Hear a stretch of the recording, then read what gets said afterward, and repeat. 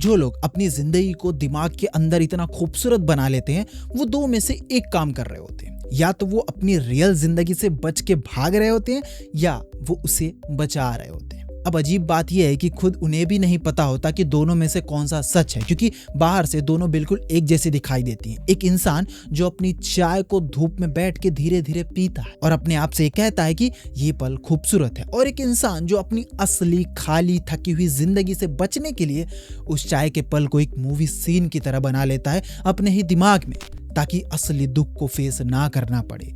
दोनों ऊपर से एक जैसी सॉफ्ट एस्थेटिक जिंदगी जी रहे होते हैं, लेकिन उनके अंदर दो बिल्कुल अलग कहानियां चल रही होती हैं। एक में तुम जिंदगी से भाग रहे होते हो और दूसरे में तुम अपनी जिंदगी को बचा रहे होते हो। ये फर्क समझना इस वीडियो का पूरा कोर है, क्योंकि आजकल रोमांटिसाइजिंग योर लाइफ एक ट्रेंड बन चुका है, एक एस्थेटिक बन चुका है, लेकिन इसके पीछे जो असली साइकोलॉजी है वो बहुत गहरी है और बहुत कम लोग उसे समझते हैं। क्योंकि अपनी जिंदगी को रोमांटिसाइज करना सिर्फ एक कंटेंट ट्रेंड नहीं है, ये इंसान का एक बहुत ही पुराना, बहुत ही जरूरी तरीका है अपनी रियलिटी से सरवाइव करने का। सवाल ये नहीं कि तुम अपनी जिंदगी को खूबसूरत बनाते हो या नहीं अपने सोच में, सवाल ये है कि तुम ऐसा क्यों करते हो, किस जगह से ये आता है।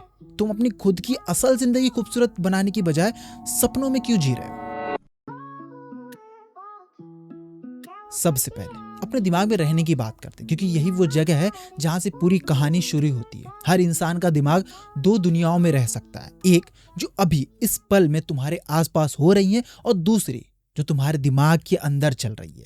Memories, fantasies, imagine conversation, future के सिनेरियोज, कहानियां जो तुम अपने आप को सुनाते हो अपने बारे में। ज्यादातर लोग दोनों दुनियाओं में आते जाते रहते हैं, लेकिन कुछ लोग अपनी जिंदगी का बहुत बड़ा हिस्सा दूसरी दुनिया में बिता देते हैं, अपने दिमाग के अंदर अपनी खुद की बनाई हुई कहानियों में इतना खोए रहते हैं कि बाहर की असली दुनिया धीमे धीमे कम रियल फील होने लगती है।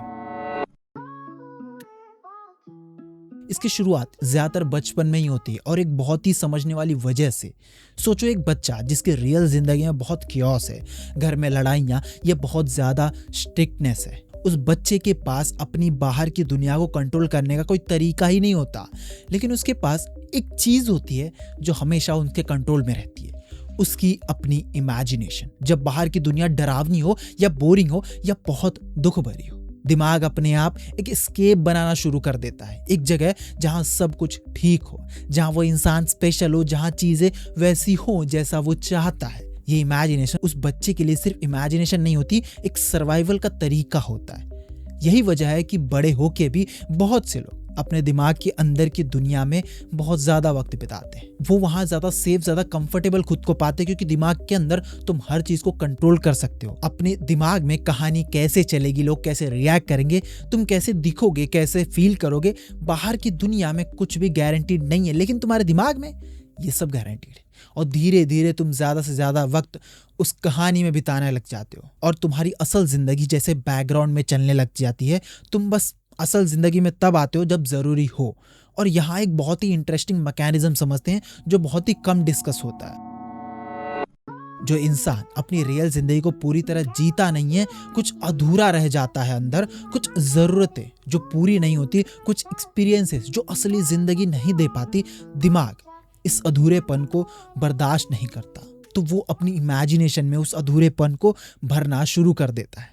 अगर रियल जिंदगी में कोई तुम्हें अच्छी तरह नहीं सुनता, तुम अपने दिमाग में ऐसे कन्वर्सेशन क्रिएट करते हो जहां कोई तुम्हें पूरी तरह सुन रहा है, समझ रहा है। अगर रियल जिंदगी में तुम्हारे पास कोई बड़ा अचीवमेंट नहीं है, तुम अपने ही दिमाग में ऐसे सिनेरियोस बनाते हो जहां तुम सक्सेसफुल हो, जहां लोग तुम्हें रिस्पेक्ट देते हैं, जहां लोग तुम्हारी वाहवाही करते हैं। ये सब कोई वीकनेस नहीं है, ये दिमाग का एक बहुत ही इंटेलिजेंट तरीका है अपनी इमोशनल जरूरतों को पूरा करने का, जब बाहर की दुनिया उन्हें पूरा नहीं कर पाती। लेकिन यहीं पर एक ट्रैप भी छुपा है।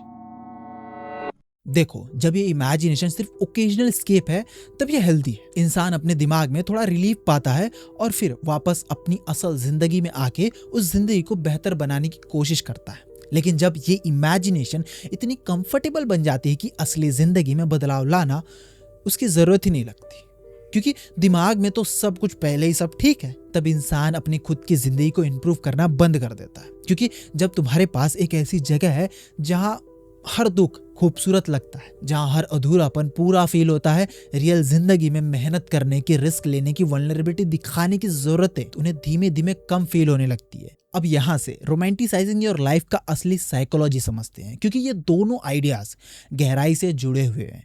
जब लोग अपनी जिंदगी को रोमांटिसाइज करते हैं, छोटे पल को खूबसूरत देखना, अपनी खुद की कहानी को मीनिंगफुल समझना, ये अपने आप में एक बहुत ही हेल्दी, बहुत ही पावरफुल साइकोलॉजिकल टूल है।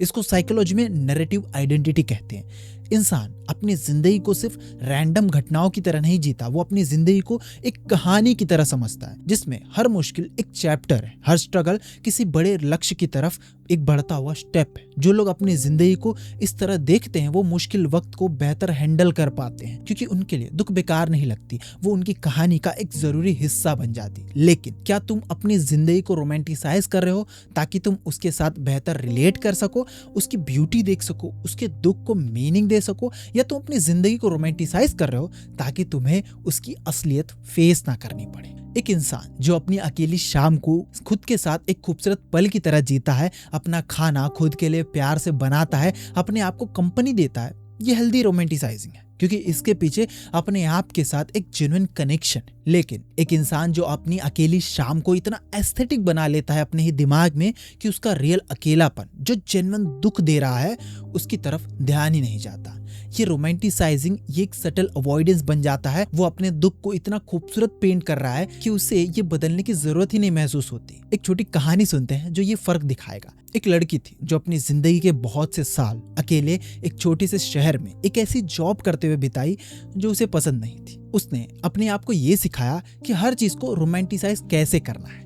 अपनी सुबह की चाय, अपनी अकेली ट्रेन की सवारी, अपना खाली वीकेंड, सब कुछ उसके लिए पोएटिक बन गया। उसने सोशल मीडिया पे उसकी जिंदगी बहुत खूबसूरत लगती थी, लेकिन उसकी अंदर कभी कभी एक छोटी सी आवाज उठती थी जो कहती थी ये सब ठीक है, लेकिन मैं सच में खुश हूँ।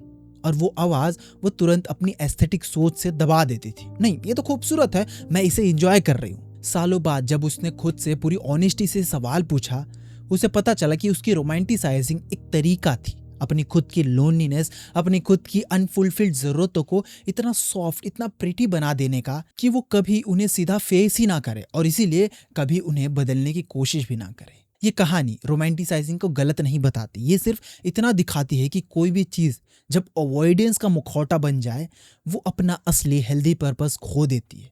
मैं तुम्हें ये कभी नहीं कहूंगा कि अपनी जिंदगी को रोमांटिसाइज मत करो, अपने दुख में खुश होना ना सीखो, हमेशा सीखो, लेकिन कभी भी रियलिटी से भागने के लिए रोमांटिसाइज मत करो। अब एक और गहरी बात समझते हैं। जो लोग बहुत ज्यादा अपने दिमाग में रहते हैं उनका रिलेशनशिप प्रेजेंट मोमेंट के साथ अक्सर बहुत कमजोर हो जाता है।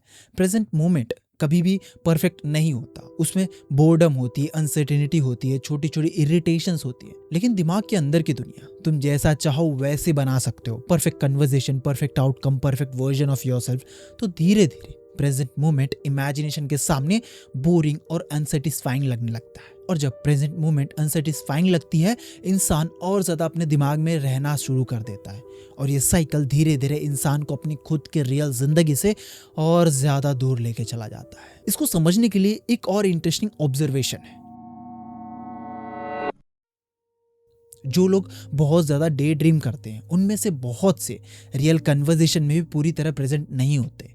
उनका बॉडी वहां होता है लेकिन उनका दिमाग कहीं और जाता है, किसी इमेजिन सिनेरियो में या किसी पुरानी मेमोरीज में या किसी फ्यूचर प्लान में। और ये डिस्कनेक्ट वक्त के साथ रियल रिलेशनशिप को भी कमजोर करता है, क्योंकि जेन्युइन कनेक्शन सिर्फ तब बनता है जब दोनों लोग पूरी तरह उस मोमेंट में अवेलेबल हो। अब एक बहुत जरूरी सवाल आता है, अगर तुम अपने आप को इस पैटर्न में पाते हो, अपने दिमाग में बहुत ज्यादा वक्त बिताते हुए, अपनी जिंदगी को इतना रोमांटिसाइज करते हुए कि असली दुख दिखना बंद हो गया हो, इसका मतलब ये नहीं कि तुम अपनी इमेजिनेशन या अपनी रोमांटिसाइजिंग की आदत पूरी तरह छोड़ देनी चाहिए।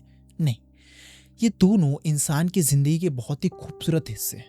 सवाल ये है कि इन्हें इंटीग्रेट कैसे किया जाए असली जिंदगी के साथ, ताकि ये एस्केप ना बने बल्कि एक सपोर्ट सिस्टम बन जाए। इसका पहला स्टेप है अपने आप से ऑनेस्टली पूछना, जब मैं अपनी जिंदगी को रोमांटिसाइज करता हूँ, क्या मैं इसे एंजॉय कर रहा हूँ या मैं किसी दुख से भाग रहा हूँ? एंड आई नो ये सवाल पूछते हुए खुद से आसानी से झूठ बोला जा सकता है अपने आप से, इसलिए पूछते वक्त थोड़ा रुक के अपने बॉडी को देखना।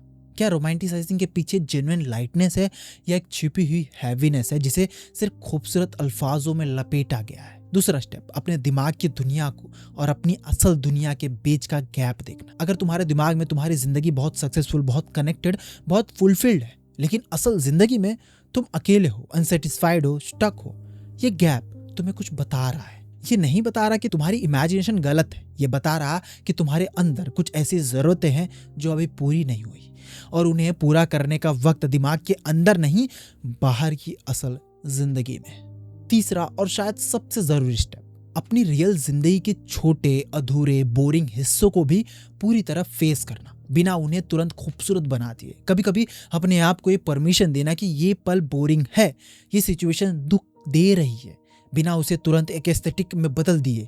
क्योंकि जब तक तुम अपनी असल फीलिंग को उनकी एक्चुअल शक्ल में देख नहीं पाते, तुम उन्हें बदल नहीं सकते।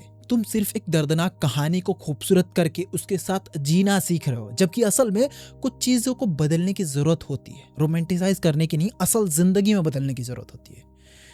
अब यहाँ एक आखिरी और बहुत ही खूबसूरत बात कहनी है। अपनी जिंदगी को रोमांटिसाइज करना, अपनी इमेजिनेशन में रहना, ये कोई बुरी चीज नहीं है। हम सब करते हैं, मैं भी करता हूँ। और ये वीडियो बनाने का मकसद ये नहीं है मैं तुम्हें बता रहा हूँ कि इसे पूरी तरह कैसे छोड़ना है। इसे कभी पूरी तरह छोड़ने की जरूरत है ही नहीं। ये कोई बुरी चीज नहीं है जिसे पूरी तरह छोड़ देना चाहिए। ये इंसान होने का एक बहुत ही खूबसूरत हिस्सा है। हमारी कहानियां बनाने की, अपने दुख को मीनिंग देने की, छोटे पल में खूबसूरती देखने की काबिलियत हमें दूसरे जानवरों से अलग बनाती है। सवाल ये नहीं है कि इसे इस्तेमाल करना छोड़ दिया जाए, सवाल ये है कि इसे असल जिंदगी के साथ ऑनेस्ट तरीके से जोड़ना सीखा जाए। अपनी खुद की कहानी को खूबसूरत बनाना, लेकिन उसके अधूरे और झूठे हिस्सों को भी सच मान के उसे बदलने की हिम्मत रखना। तो बेशक बड़े सपने देखो, रोमांटिसाइज करो अपनी दुख को, लेकिन उस दुख से भागने के लिए नहीं, बस उस दुख को हल्का महसूस करने के लिए। और फिर असल जिंदगी में आओ और उस दुख से लड़ो पूरी हिम्मत के साथ।